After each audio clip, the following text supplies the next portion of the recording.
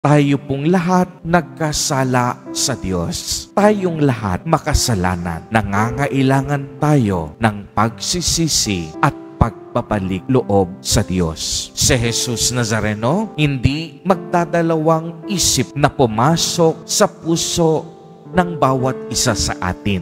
Bagamat tayo ay makasalanan, meron tayong gagawin. Kagaya ni Sakeo, patutuloyin natin ang Diyos sa ating mga puso. At kapag siya'y naghari na sa ating puso, ang lahat isusuko at ibibigay natin sa Kanya. Mga kapatid kay Kristo, kagaya ni Sakeo, maging bahagi nawa ng buhay natin ang pag-amin sa ating mga kasalanan. Kagaya niya, magpakumbaba tayo sa harap ng Panginoon. Aminin natin ang ating mga kahinaan at kakulangan upang tayo'y maging karapat-dapat sa awa, habag at pagpapala ng Panginoon. Purihin at dakilain natin ang ating Panginoon, ang mahal na poong Jesus Nazareno.